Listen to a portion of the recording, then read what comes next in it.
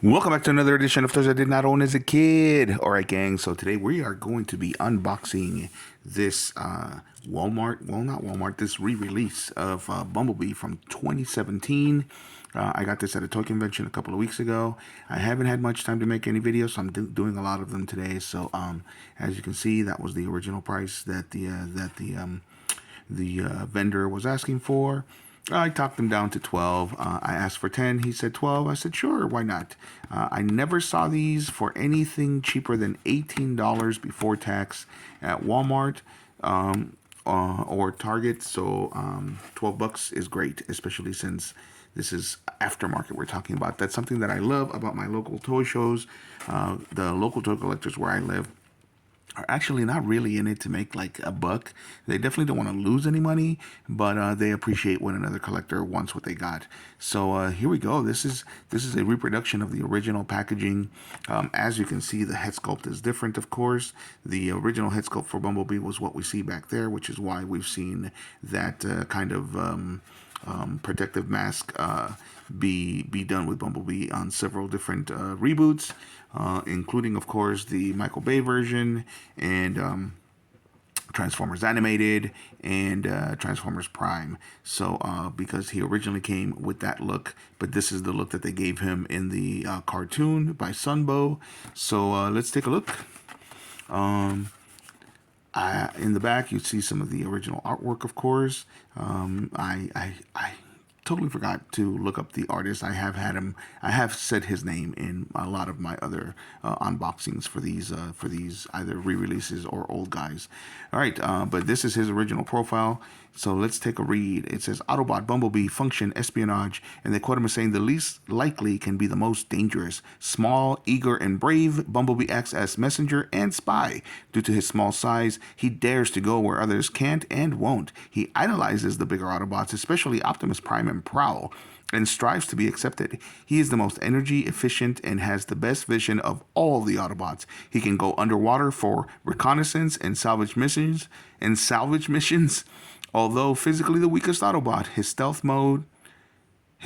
more than compensates for his inadequacy. And then they did it in French for whatever reason. And then, of course, as usual, back in the day, they used to have this form here, and they gave you this little red kind of visor that you could look. I don't think they gave it in the mini bots, but they gave it in the deluxe class Transformers, and so you had this visor that you could look through this. But they made the line way darker so you can actually read it. So we start with strength, and it's all the way down to 2. Intelligence is at an 8, and speed is down at a 4, and endurance is up at a 7. Courage is a 10. Let's see, firepower way back down to 1, and skill is a 7. So as you can see in the original version, he didn't even come with any weapons. He was just this little guy. So I did some more research though, and originally in Japan, as we all know, the Transformers are actually kind of a mixture of two toy lines. Hasbro got the rights from Takara for 2 different toy lines. One of them was Microchange, and the other one was Diaclone, of course. So this guy was originally part of the Microchange line, and he was part of a little line called Micro Robot Cars, which came out in 1983. And of course, he was a VW Beetle. The other one was, of course, a Cliff Jumper, and there was a third one that never actually got released out here in the States. So he was designed to look like a line of ties called the Choro Q, which were tiny pullback cars by Takara, and basically penny racers. And when they first came out in the here in the States in the Transformers, he was designated as part of the mini cars toy line. But there he is. This is what he originally looked like. I don't remember if the original had any die cast. He probably did. This guy feels very, very light. So he's got 0 die cast. He's got some very, very kind of cheap plastic. And then you can see here, this was always the little sticker when he hides. So let's transform him. And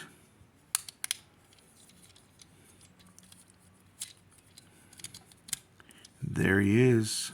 And last but not least, we just put him down, and then he's flat over here. So like I said, very much like a penny racer. I have a penny racer right here. So I believe that those little pullback cars that this is supposed to look like came with a little slot for a penny back there, and so they removed the slot, and that's where they put their heads. I do have a cliff jumper here, an original cliff jumper, and he does have a little bit of die cast in the back, so he is a little bit more hefty than this guy over here. So this portion right here that was originally die cast has been changed and is now completely plastic. So the Bumblebee feels way, was I doing that, all of that off camera? Bumblebee feels way lighter than cliff jumper here, because this cliff jumper is from 1984 while this Bumblebee is from 2017. So he still looks great. He looks like the little kind of chibi VW bug, but he doesn't feel as good as cliff jumper here because of the missing die cast from back here.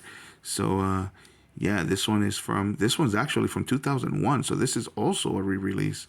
Looks like the 2001 re-release was much better than the 2017 one because they still included die-cast, at least some die-cast.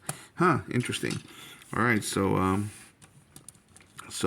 there he is. That's the as close to an original Bumblebee as I'm gonna get. I don't, as we all know, I am a self-proclaimed bargain toy hunter, so I'm probably not going to get my hands on an original Bumblebee anytime soon because I'm not going to be willing to pay upwards of $300. Or actually, the collector that sold me this told me that they have original Bumblebees.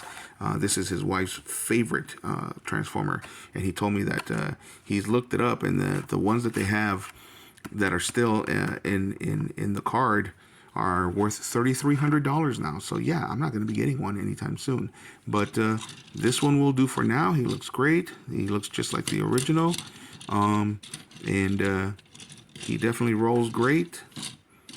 And maybe I'll get my hands on a 2001 re-release that still has a little bit of die-cast like this cliff jumper here. All right, so that's it. Let me know what you guys think.